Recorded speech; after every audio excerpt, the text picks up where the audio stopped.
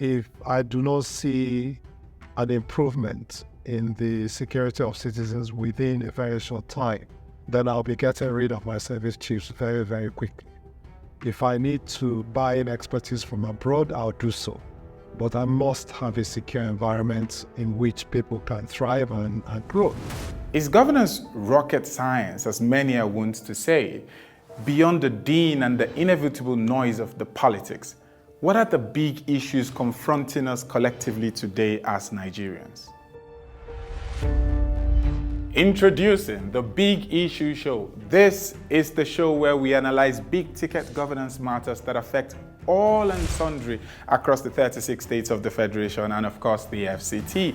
Join me on all Mswitch media platforms on YouTube, as well as wherever you get your podcasts. My name is Buchi, and I'm very glad to be hosting you on this show. Hello everyone, and welcome to the first edition of The Big Issue. This is the show where we examine big-ticket governance matters that affect all and sundry across the 36 states of the Federation and the FCT. My name is Buchi, and I'm glad to welcome you and be your host for this show. On today's show, we will examine what the biggest stumbling blocks are to Nigeria's development as a nation and in what scale of priorities they lie. Where do we focus our considerably limited resources, our energies, and why? All of this and in full detail right after this break. Stay with me. Welcome back to The Big Issue. My name is Buchi Onyebule. I'm your host, and joining me today is one of my favorite persons actually in Nigeria, that is when he's not causing trouble on Twitter, Dr. Joe Abah. Dr. Joe is the immediate past Director General of the Bureau of Public Service Reforms, as well as the Country Director for DAI Nigeria. Welcome, Dr. Joe. Thanks very much, Buchi. Thanks for inviting me. All right, yeah, you have the honor actually of being the first guest on this show. Actually, like I told you, I couldn't think of any other person that I'd rather set the tone on the show with. Also because there's this phrase you're very fond of popularizing on Twitter. When you say elections are over, you know, you campaign with poetry, you govern in prose. The elections are over. Irrespective of what happens at the courts, the former president is not coming in. We have a new president, we have a new administration, so it's time to govern now, whether you're governing between now and whenever the legal processes exhaust, or you govern from now till the next 4 to 8 years. And so, first of all, I want to ask you how you feel, not necessarily in terms of the political choices or who emerged, but how do you feel as a Nigerian looking into a new administration? Do you have any expectations? Do you have any desires, so to speak, without maybe going into too much specifics? First of all, I'm actually quite pleased that we've had 24 years of unbroken democratic rule. That's the longest we've ever had as a nation. So that's quite something.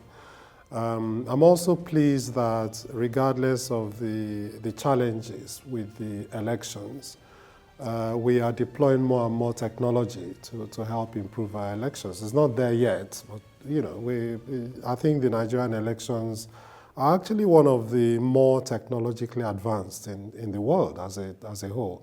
So that's a really good thing. Of course, I have expectations, particularly because many Nigerians are tired of talking about potential. They want to start to see those potentials realized.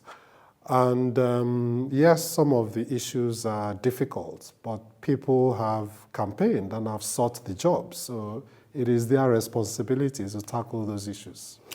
I absolutely agree with you. I'm one of those who understand that Nigerians, we're not the easiest of people. We're sometimes the best of people and sometimes not so much the best. But if you have sought public office, then you have no excuse because you must have known what the issues are and you would have promised that you're going to fix them, which then leads to a very smooth transition into what the issues are. And so for you, the viewers, what we did for this show today was to attempt a melding of the mind, so to speak. I asked Dr. Joe to bring his top 10 stumbling blocks or major issues, you know, to Nigeria's development. And I brought mine. And the first experiment is to see which of our 10 issues overlap and which ones don't. Dr. Joe, I think I'll go with mine first, Sure. because I think yours should take pride of place. I picked security, both internal and territorial, as the first for me, and the second was power, which for me sort of segues into the economy. And for me, I'm thinking, should we be thinking more protectionist, as many described the previous administration, or should we be looking to be expansionary?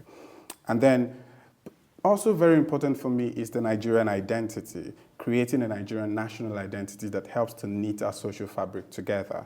And then our infrastructure, should we build on what has been done? Should we expand? Should we deviate a bit, looking at effective public service, and that's a conversation you and I have had a lot, both on radio and on Twitter, as well as, corruption. And I know this will amuse a lot of people, but yes, corruption. Then judicial reforms, land, especially looking at the Land Use Act, and finally, what our foreign policy or our image looks like, both on the continental level and at the global stage. So that is my 10. I'm curious to know what your 10 is. Okay, so I think at least about 6 of the ones you've mentioned are reflected in my 10. However, I haven't just picked them based on individual phrases. I've picked them based on concepts, if you like. So for me, the first concept is to set a tone that we are going to do things differently from now on. We're tired of the sleeping giant epithet. We want to behave differently from how we've always behaved. I think that, to me, permeates everything else. Whether it's power or security, permeates everything else. We just are no longer willing to accept the way that things have been in the past. So that will be, for me, the first one, and it's an overarching one. The second is the whole issue of identity that you talked about. Not just in terms of identity as a nation, but even our identity as Nigerians. By that I mean we still lack sufficient data with which to plan. We still don't have a credible national identification system. And so if you look at issues like fuel subsidy, I'm very pleased that the current president announced its removal right on the day of his inauguration. I thought that was quite brave. However, you need to think about the effect on people's lives and how people can afford to live, because automatic rise in petrol prices, rise in transportation costs, rise in food prices. So you then think, okay, so you need to provide some sort of, they call it palliatives for people who are poor. But then how do you know who is poor without an identification system?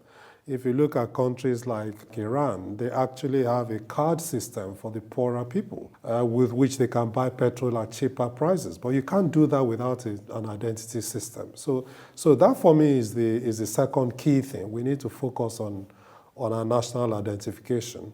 And of course, with that, work towards our identity as Nigerians and the cohesion that comes from that. So that's the second one. The third one is to look at not spending money that we don't need to spend on traditionally money-losing activities like turnaround maintenance or ajaokuta or all of these things that never work. We just need to stop throwing money at bad ventures. Then I think we need to tackle oil theft. Even what we produce has fallen because a lot of it is stolen. And without that revenue, we're going to continue to struggle. We need a new strategy for things like security, infrastructure, education, health, agriculture. What do we believe as a country?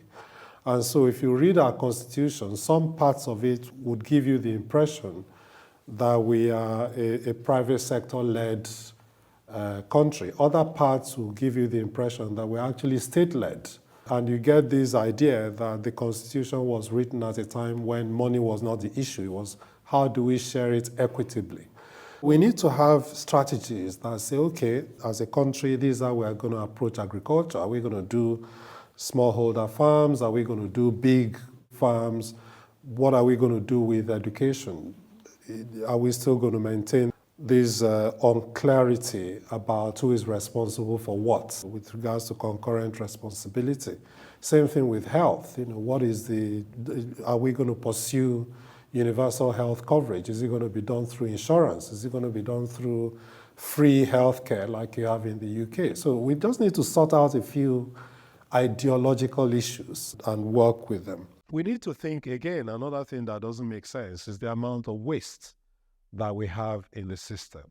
And again, going back to this feeling that the money is not the problem. So we saw an announcement that the Senate had sort of exempted the police from the contributory pension scheme. The army had also been exempted. The National Assembly workers have been exempted, the head of service and all the PEMSECs. Where's the money going to come from? Who's going to pay it? Exempting the police alone is going to cost us 2 trillion naira. So why do we do things like this? And we have a Pensions Reform Act 2004 that said everybody pays a contributory pension. That way you are sure that you retire and you actually get a pension. Unlike before when it was a direct benefit scheme. You retire, you're entitled to a pension, but will you actually ever get it? It was the issue. So we need to stop to do things like that. I'm sorry to interrupt, but I think this can actually be linked to your very first point where you're talking about setting the tone. Everything is linked to my first point. Because if you have the National Assembly that's supposed to be, well, not necessarily custodians, but people who design and actually check with the executives on legal overreach or constitutional overreach. You have an act that was passed by the same National Assembly. Absolutely. And then you're coming back to begin to exempt. But this can also, talking about related to financial propriety, because there isn't any consideration, like you said, of the amount of money that we're going to have to spend to cover up those shortfall. Absolutely. And it's the same problem where there's virtually no law that is passed at the National Assembly that doesn't come with the creation of a new agency. There's virtually none. And so we have a situation where we've gone from 547 agencies under the Orosori report of 2011 to 1,510 funded out of the 2022 budget. And to think that the Orosori report was meant to have cut the numbers. Okay, so another thing is the Constitution. There's a lack of clarity in various aspects of the Constitution, and indeed it is some of the wordings of the Constitution that people are in court about to interpret. But then you have other issues like who is actually responsible for local government. There's a lack of clarity. So in one breath it says, we have 3 tiers of government. Nigeria is probably the only federal system I'm aware of where the local government is an independent 3rd tier of government, because the states are the federating units. So in one breath you get to the National Assembly would look at the funding of, will make laws for the funding of local governments. At other times is the State House of Assembly. Within the same section, you have all sorts of inconsistencies.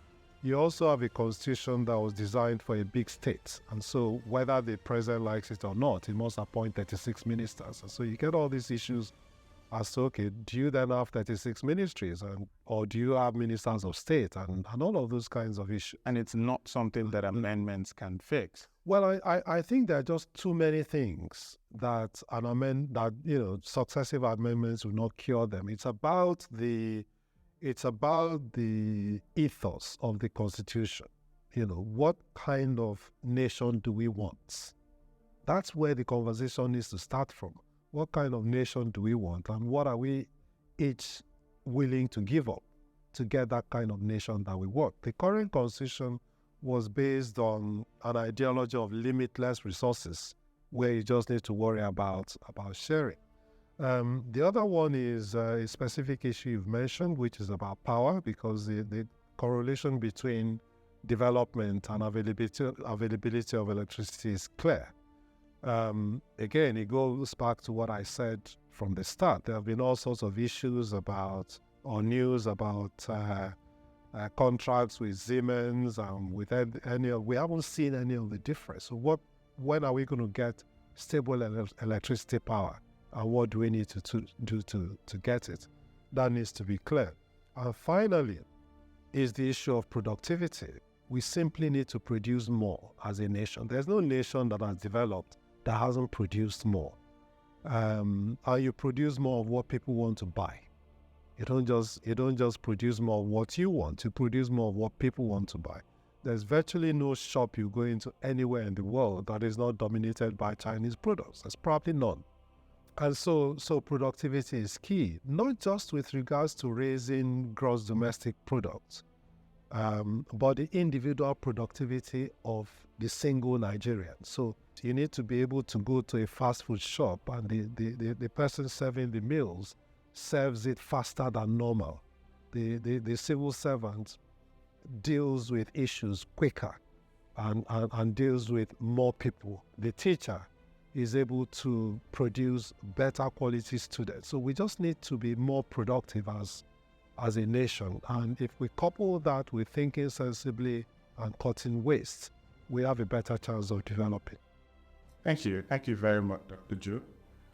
We'll take a very quick break. And when we come back, what we'll be doing now is checking which of our top 10s overlap and how they overlap. But more importantly, we'll be looking at that scale of priorities that I talked about. You've been watching The Big Issue. My name is Buchi, and with me is Dr. Joe Abah. We'll be right back.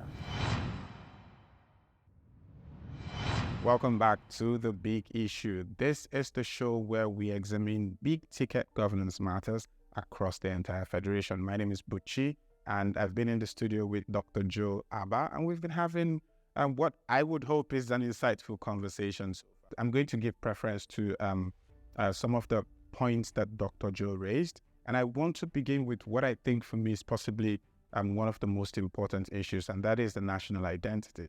You went with the idea of data and numbers and, how many Nigerians, what strata, who and who, what demographics, what to do where. But I'm also looking at, sort of the social fabric. Who's a Nigerian? What should the idea of being Nigerian stand for? Before I go deeply into that, which will probably be on another show, I want to first ask you, who leads this process?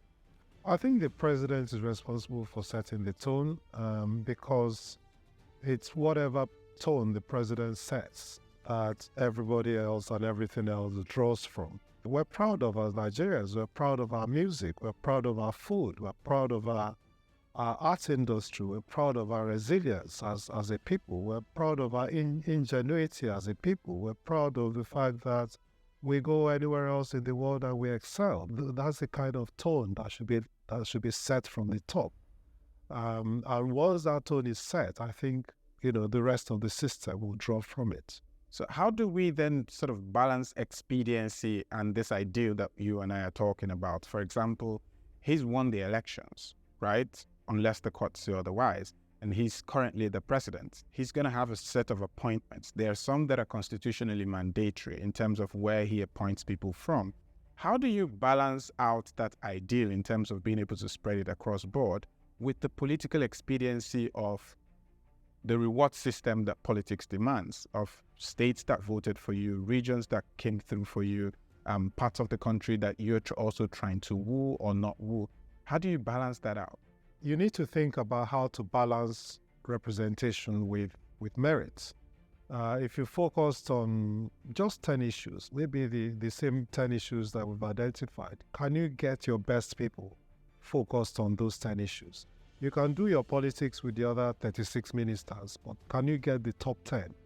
Or what Achebe called your first 11, tackling some of the more difficult issues.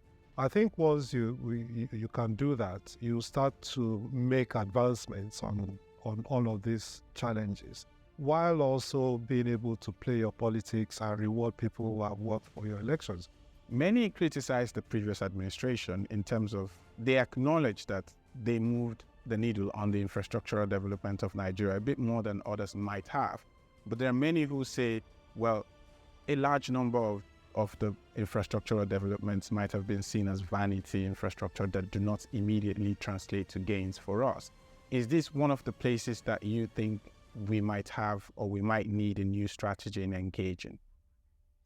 Well, I think the issue of infrastructure and what the outgone government has done with it is open for debate. I mean, you could ask, okay, at what costs? What we have borrowed much more than we've ever done in the past. Yes, you need infrastructure to drive development, but is that infrastructure coordinated and planned? We don't plan properly, and to plan properly, you need data. You need to be able to plan for contingencies. Not for you to ask someone, okay, what will you do if this doesn't work in the way you've planned it? And the answer is usually, God will not let it happen. That's the extent of our planning in Nigeria. So when I say we need a new strategy, a new approach to things, we need to start thinking things through in great detail. Not the throwaway comments that people make, oh, governance is not rocket science. And I say to them, you're right, it's not rocket science. It's harder than rocket science, because you need to plan with data, you need to plan contingencies. One of the challenges of working in the public sector is that if you're in the private sector and you're selling soft drinks, your measure is how many soft drinks have you sold. That's your measure of success. In the public sector, you're worrying about regions, you're worrying about ethnicity, you're worrying about religion, you're worrying about gender, you're worrying about the signals you're sending to the private sector and to the third sector. You're worrying about international relations, security, so many things that if you were just a successful businessman, you wouldn't need to worry about at all. So we need people that have the intellectual capacity to even understand what needs to be done. Over the past 35 years, our national federal budget has averaged between 30 to 35 billion dollars. And a large portion of that currently goes to recurrent expenditure, the salaries and all of that, as well as even now loan servicing. And yet subsidy removal will save a bit, but it still points to the fact that it's pretty limited. So I think I read sometime in 2017 or so that we had, I think it was a Daily Trust report, if I remember correctly, we had nearly over 50 trillion naira worth of abandoned or incomplete projects. Maybe that figure would have improved over the past 5 or so years. But that's the reality that we face. We have limited resources. How much can we afford to do new? And how much are we tied to completing what we've started in many cases? There's a minimum you need to run a functional country. You need to have foreign relations. You need to have embassies in certain countries. You need to have a functioning, well-motivated, and well-equipped civil service. There are a few minimum requirements you cannot go below. And that's why I talked about the need to create more wealth.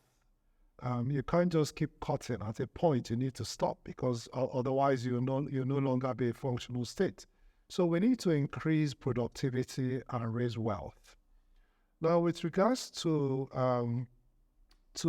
starting and stopping, I'm not advocating for stopping any ongoing projects. I'm just talking about putting in place a new way of managing our Commonwealth. That's what I'm talking about. Doing things in a more sensible way. Being able to sanction bad behavior. If you take as an example the fact that the former Minister of Aviation spent millions just to fly in one aircraft for some pictures and go back, that shouldn't be possible. It shouldn't be possible for people to just spend our Commonwealth in that way. I'm not here talking about the merits or demerits of Nigerian Air. I'm just saying, for a minister to spend money in that way just for a few photographs when the infrastructure to launch the airplane is not there, are the kinds of things we should no longer allow. So that's my point. All right, thank you very much. I think I do get that clarity now. You're talking very clearly about balancing, deviating from the old and engaging with the new and balancing that out with our current realities. And for you, the most important thing that needs to change is the way we go about things. That's where the strategy part comes in. We have one more segment to come, and we'll take a very short break. And when we come back, the big issue continues. My name is Buchi. Welcome back to The Big Issue. This is the show where we examine big-ticket national governance issues that affect everybody across the 36 states of the Federation and the FCT. Many would count the removal of fuel subsidy as a very major tough decision. I don't think anyone would disagree with that. But let's imagine that you are the president once again, and you are looking to not become, you don't care about re-election, right? So what are the top 5 tough decisions that you think that you'd have to take as a Nigerian president, and why? Perhaps the first one would be security, and I'm going to make it performance-based. If I do not see an improvement in the security of citizens within a very short time, then I'll be getting rid of my service chiefs very, very quickly. If I need to buy in expertise from abroad, I'll do so. But I must have a secure environment in which people can thrive and grow. The other thing, of course, is corruption. Corruption is a binding constraint. Unless you get a handle, particularly on grand corruption, we will not develop. So I'll be taking a very, very hard position on the way that people use government resources, and I'll be doing it by leading by example and being totally transparent, because the future of any country is tied into its education system. I'll be taking a very hard look at education. I'll no longer have a scenario where an association of lecturers holds the country to ransom. And at the same time, I will not be a dog in a manger where I don't give them autonomy to perform, and at the same time, I don't want them to function independently. So I'll take a very hard look at our education system. How much control should government continue to have? How much autonomy should people be given? And if they're given that autonomy, how should they be held accountable? I'll be looking very seriously at how we can reorganize our oil sector using our petroleum industries act, make it more transparent, make it more accountable. We know how much oil we're producing. We have flow meters and drones. We can track the movement of the oil. We know where it's being sabotaged from and where it's being stolen from. We know exactly how many barrels of crude is leaving Nigeria. We know what is coming in. What I found very interesting is that a large number of the tough decisions that you said you were going to make are not decisions that can unilaterally be made by the president. There's many of them are things that require the concurrence of the National Assembly. In fact, that needs to go through the National Assembly. Doesn't that make it a lot more difficult for the president to actualize, considering that the National Assembly is a much different, it's an entirely different arm of government, but it's also an entirely different composition of people? That's why I said we need to have a conversation. We need to have a series of conversations, which even go back to the kind of constitution we have. What kind of country do we want to have? Do we want the same country that we've had and hoping that it limps along? Or do we want to rethink the way we do things and agree as a people that these are the things that are important to us?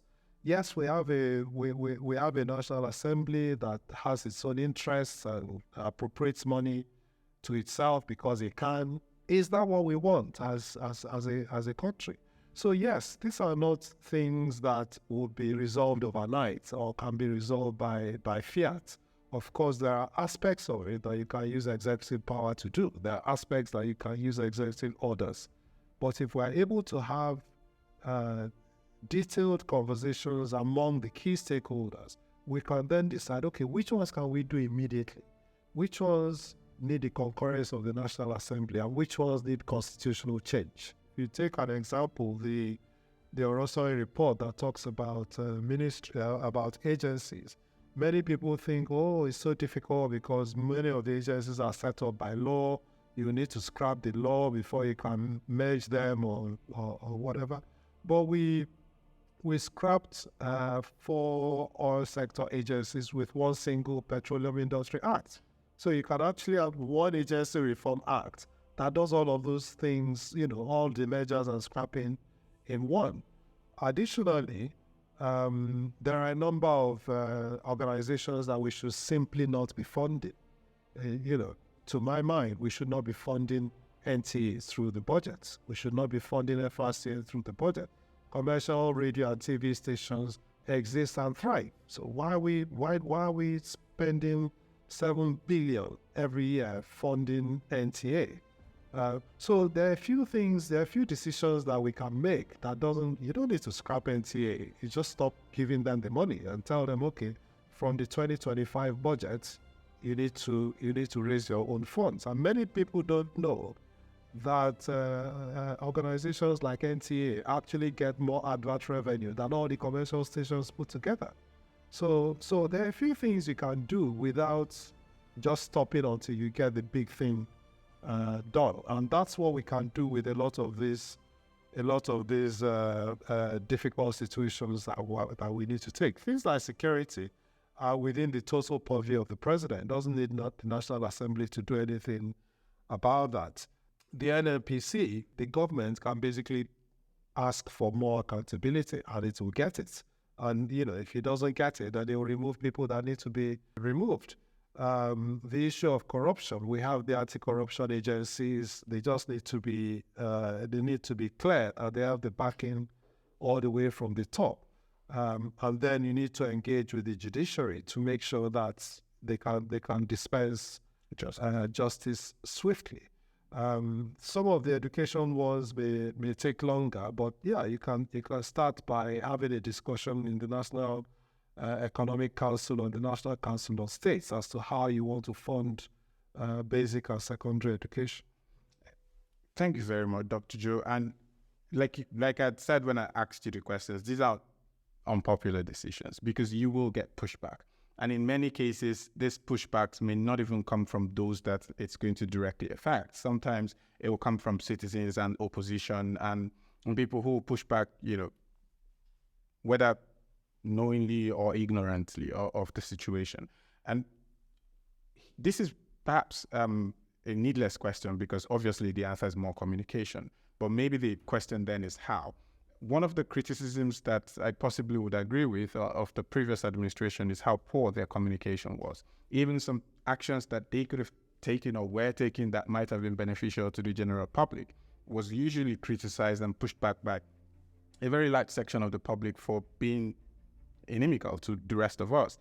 And many point that particular situation to a lack of proper communication, right? So I'm guessing that it's not just about explaining the what or the how.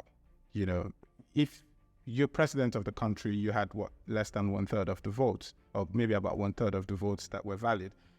That means there are a large number of people who didn't have you as a choice. So how do you make these tough decisions and still convince a large subsection of Nigerians, especially young people, that you're making the right decisions? Okay, so it's a very good question, and you're right to have talked about communication because I was part of the annual ministerial performance review the last time, and some of the data that came through actually showed that Nigerians were getting more convictions for corruption cases. More people were being convicted as a percentage of those prosecuted, and more criminal cases had been decided in the last year than before. However, because of the weakness in communications, you then balance that against public awareness of communication efforts. We dropped by some 30% from the previous year. So you can see that the government was simply not communicating. But there's an element of communication that flows from the top. I'd like to paraphrase Chinua Achebe's The Trouble with Nigeria, where he says there's nothing wrong with us, there's nothing wrong with our climate, and our problem is simply and squarely a problem of leadership. But it goes further to say that the Nigerian problem is the inability or unwillingness of its leaders to rise to the responsibility, to the challenge of personal example, which are the hallmarks of true leadership. It is rising to the responsibility and showing the personal example that would actually make people start to think, okay, so there's a change. Now, don't forget that when the FCC was set up in 2004, it was going after advanced fee fraudsters, 419 people as we call them. But what made people sit up to look at, to take EFCC seriously was when Ribadu handcuffed his own boss, Tafa Balogun. That was when people said, actually, maybe their mantra is true, that there's nobody above the law. It was when Dora Akuyili went to burn down the head bridge market at Onitsha, even though she's from Anambra State. Now people started to think, who is this lady? And then they got to hear that she also sacked her brother-in-law for corruption. And when I teach abroad and I say this, people don't internalize what it takes for an African woman to dismiss her husband's brother for corruption publicly. And that's the kind of personal example you set that people then start to say, I'll report you to NAFDAC. That is the kind of message that needs to come across, that you are willing to hold your own self transparently to account, and therefore radiate that kind of discipline to the rest of the system. I think once people see that, Nigerians are not unreasonable people. I mean, if you compare us to the biblical Israelites, I mean, these were people that saw the miracles happen. But still went back up without it. We're not that bad. Okay. Thank you very much, Dr. Joe. And I think that's actually a very perfect place to end the show on.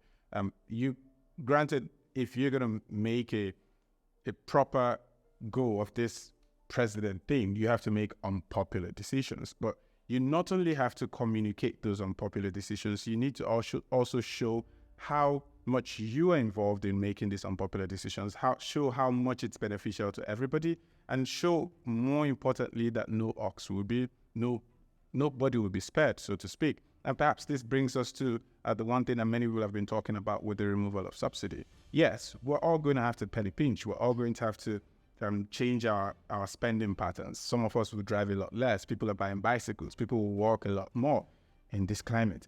But we're willing to do all of this if we see from you also that you acknowledge that we are going to be suffering and changing some of our habits. But are you going to change your habits? That's the best way to communicate how much you're doing this for the betterment of everybody else, rather than us thinking that you're punishing us. Thank you very, very much for coming today, Dr. Joe. It's been a real pleasure. Always good having to chat with you. You've been listening and watching The Big Issue right here on Mswitch channels. My name is Buchi Onyebule. This is the show where we talk through big ticket governance issues that affect everybody across the 36 states of the Federation, and of course, where we reside, AFCT. My name is Buchi, and I'll see you soon.